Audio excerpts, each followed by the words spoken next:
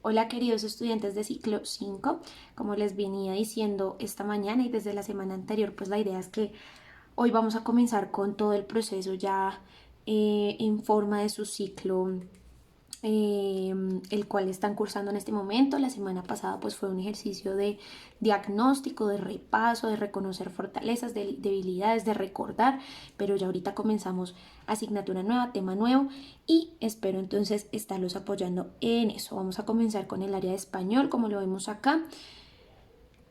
Y hay algo a lo que quiero que le prestemos especial atención, el contexto, el problema y más adelante veremos el subproblema. ¿Por qué es importante esto? Los chicos antiguos ya lo saben, se los recuerdo y para los nuevos les cuento, el problema va a ser algo que vamos a ver durante todas las fases, todas las asignaturas. Entonces necesitamos tenerlo muy claro porque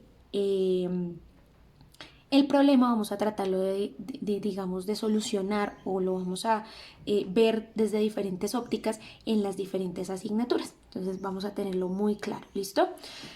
Vamos a leer primero nuestro contexto general, que es el que en donde va a estar enmarcado este problema.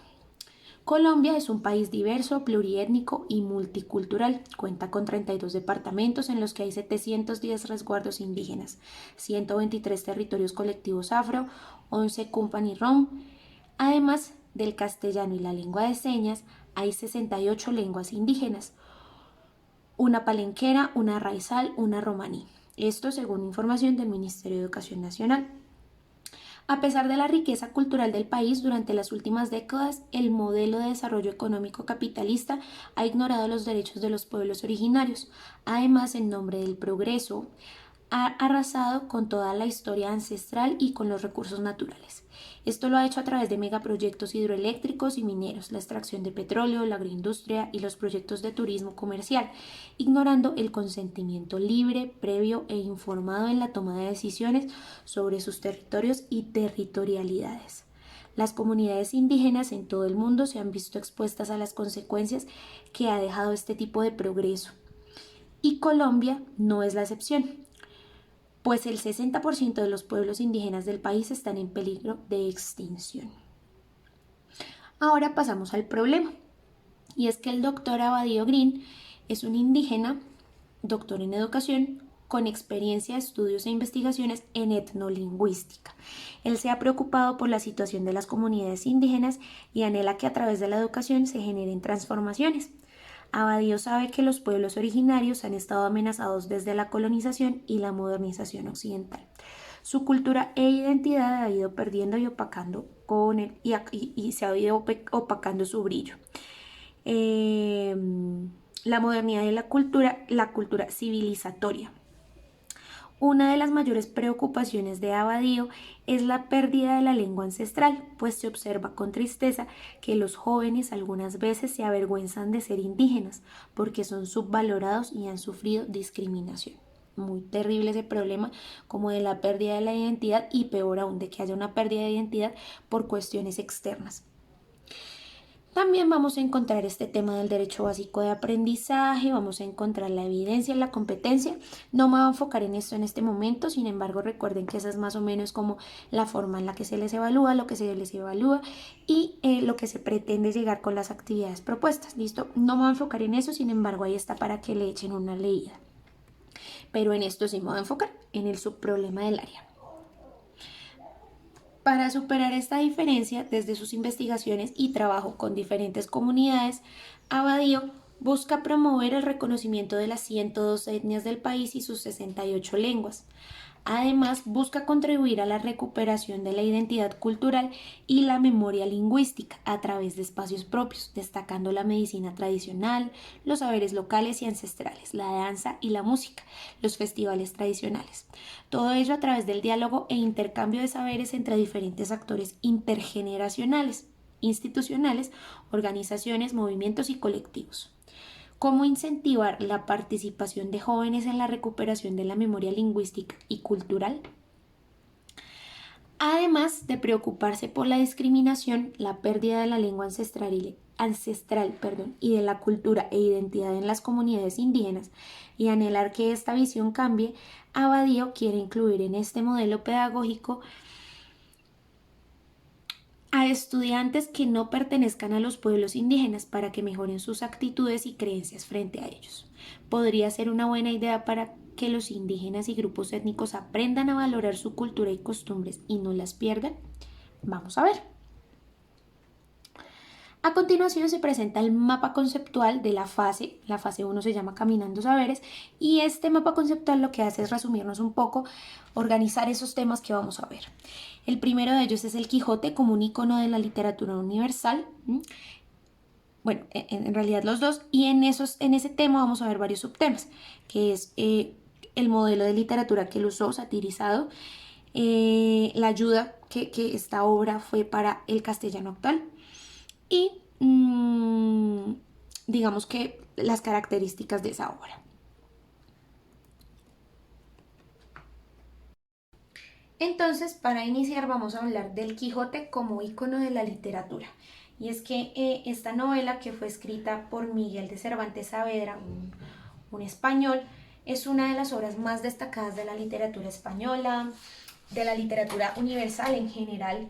Es una de las obras más leídas, incluso después de la Biblia. Tiene una segunda parte. También es una de las obras más traducidas. Y es que, digamos que la estrategia principal que usa Miguel de Cervantes Saavedra en esta novela, y una de las características más notorias, es que él satiriza el modelo literario que estaba, satiriza, y es que hasta ese momento las novelas caballerescas se habían caracterizado mucho por darle importancia a las acciones, a la valentía, a las cosas así extraordinarias. Pero en esta ocasión lo que hizo Cervantes fue darle prioridad a sus personajes. Entonces satiriza el modelo literario o de literatura. El que satiriza entonces las novelas de caballería.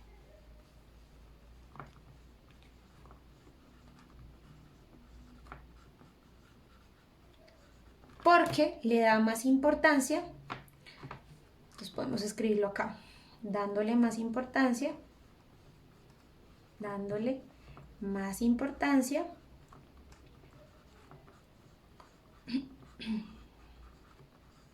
a los personajes y no a la acción, no a aquellas acciones heroicas ni nada de eso.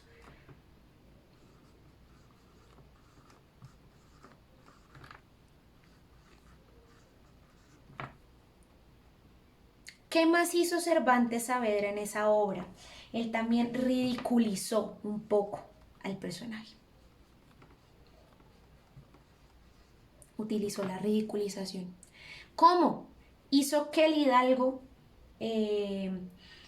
digamos que Don Quijote, que también se le llama así el hidalgo, estuviera loco. El personaje estaba loco, el personaje principal estaba loco. El principal, bueno, vamos a escribirlo al contrario. Personaje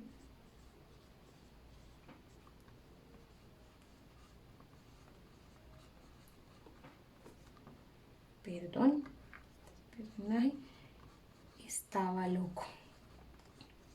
Y eso obviamente también rompe con ese paradigma del modelo literario de las novelas de caballería, porque el caballero de la novela tenía que estar increíblemente en forma, cranearse unas estrategias heroicas para poder rescatar a su damisela, para poder ir a batalla y cumplir con unas expectativas inmensas, mientras que este señor acá estaba loco.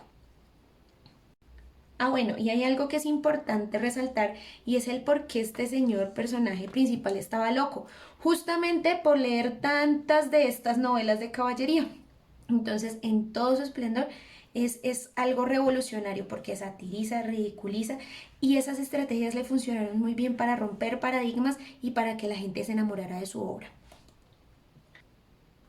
Con todas estas características podemos decir que esta obra es humorística.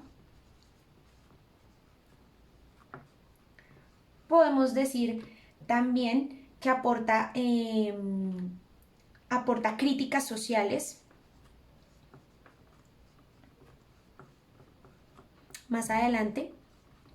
en el fragmento que les voy a enviar de la cartilla, en la guía que les voy a enviar, ustedes se van a dar cuenta por qué abundan las críticas sociales, porque nos presentan una parte en la cual queman unos libros en la torre de una iglesia, nada más y nada menos. Y así hay varias referencias bastante críticas a la época en ese libro. También, si lo queremos ver de ese modo, toca temas psicológicos. Entonces eso marca, todas estas características marcan un punto de quiebre increíble frente a las novelas de caballería. También se habla de que esta obra fue una de las primeras obras polifónicas. ¿Cómo así polifónicas? Pues resulta que entonces lo que trata de hacer Cervantes Saavedra es que se interprete la realidad desde varios puntos de vista. Entonces, polifónica significa que acoge varios puntos de vista.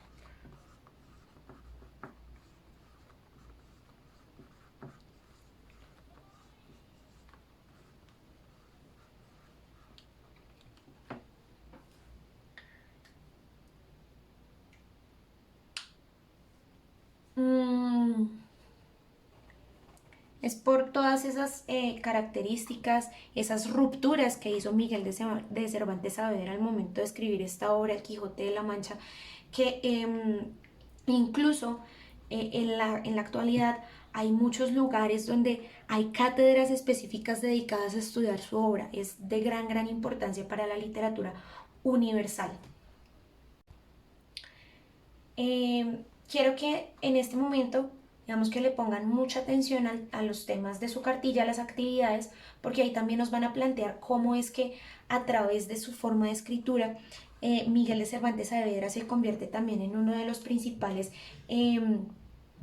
digamos, que agentes que ayudan a mejorar el español. Entonces, mucha atención a esas actividades, por favor. Otro de los temas que también tenemos para esta fase, en esta asignatura de español, es el tema de la reseña como texto argumentativo.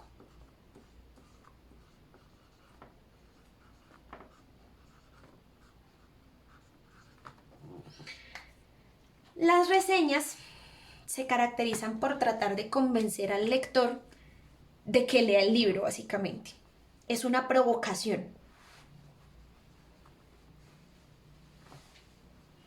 ¿Por qué? Porque si yo leo una buena reseña, a mí se me antoja, ¿cierto? Si yo leo unos buenos comentarios de un restaurante, a mí me dan ganas de ir a comer a ese restaurante. Si yo leo buenas reseñas de un libro, de pronto me dan ganas de leerlo. Entonces, en ese sentido, también se convierte en un texto argumentativo, porque ¿qué está haciendo? Dándome razones para leerlo.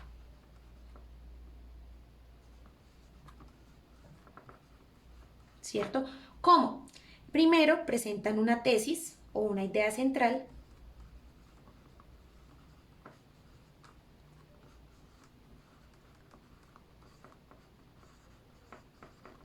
O una idea central. ¿Para qué? Para convencer. ¿Listo? También digamos que incorpora algunos datos que se encuentren dentro de la lectura para tentar, para decir, bueno, si esto de pronto se encuentra en la lectura, me puede interesar. Dentro de este tipo de textos argumentativos se encuentran el ensayo, que se podría definir como una especie de análisis argumentativo, o sea, que da razones, ¿cierto? El texto periodístico de opinión, lo que les decía, por ejemplo, aquellos periodistas, creo que esa figura no existe tanto acá en nuestro país, pero sí hay otros lugares donde existen los periodistas culinarios que van y prueban lugares y escriben sobre ellos. Entonces, eso también se encuentra dentro de este texto, dentro de esta categoría, perdón, que son los periodísticos de opinión.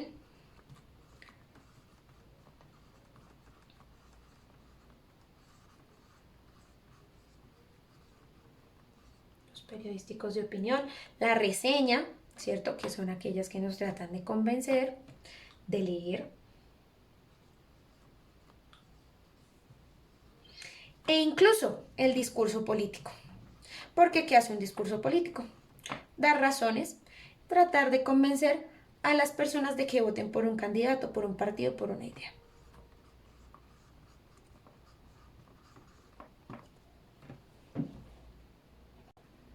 En este sentido tenemos dos tipos de reseña.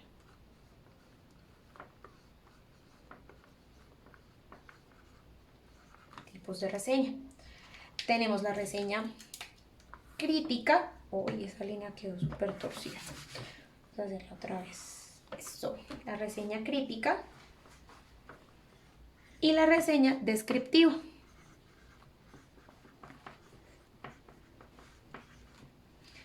La reseña crítica tiene un carácter valorativo. Es decir, me gustó, no me gustó, tiene esto bueno, tiene esto malo. ¿Listo? Y esto lo que hace es una sinopsis. Es decir, nos sintetiza un poquito los hechos. ¿Listo? Y nos describe esos hechos de manera más condensadita. Entonces, en la crítica vamos a tener una estructura que es el encabezado, la introducción, es decir, la presentación, ¿cierto? Donde yo presento mi texto, la síntesis del contenido,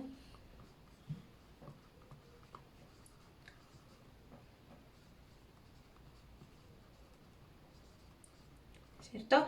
Y una conclusión. En esa conclusión es donde yo usualmente le agrego esta característica valorativa. Donde yo le agrego mi juicio valorativo es en la conclusión, usualmente. Ahora, en la sinopsis descriptiva también tenemos un encabezado, es decir, un título. Tenemos una presentación del autor y del texto de base.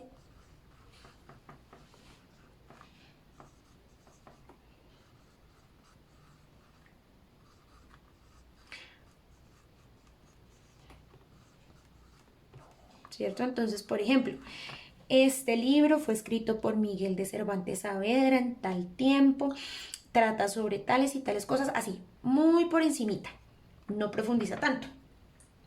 Ahora sí, sintetiza el contenido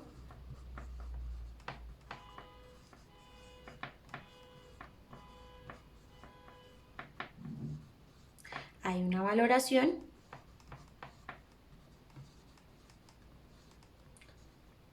y hay una firma. Firma de la persona que hizo la reseña. Entonces hay algo fundamental y es que decíamos que las reseñas hay una síntesis de contenidos, entonces uno podría pensar, ve, es un resumen, pero no. El resumen y la reseña tienen una diferencia clave y es que en una reseña el autor debe incluir su opinión. Es imperativo, es necesario que escriba su valoración, su opinión para que sea una reseña. ¿Listo? Es algo muy corto porque en realidad digamos que el tema de Don Quijote tiene mucho de dónde cortar, mucha tela de dónde cortar. Podríamos hacer mucha más consulta, podríamos profundizar. Sin embargo, ustedes saben que si frente a las actividades ustedes tienen dudas, me pueden avisar. Lo que yo hago acá es un abrebocas, es una explicación muy breve, pero la idea es que al momento en el que ustedes se sienten frente a sus actividades y tengan dudas, me lo pueden hacer saber. ¿Listo? Quedo muy atenta.